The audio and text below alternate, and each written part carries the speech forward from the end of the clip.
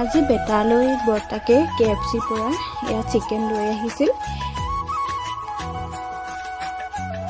বেটাই খাই আছে এতিয়া।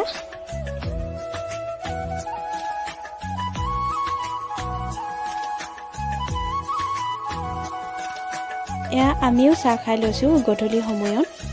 এয়া দেৰিকৈ ভাত বনাব লৈছোঁ এতিয়া। এয়া মাংস বনাব লৈছোঁ মই। এয়া চাটনিৰ কাৰণে ৰেডি কৰি থকা হৈছে।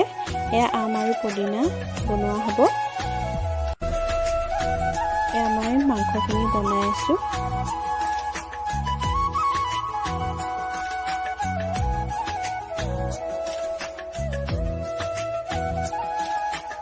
এয়া চাটনিৰ কাৰণে সকলোখিনি চাফা কৰি লোৱা হৈছে। এয়া আমো কাটি লোৱা হ'ল।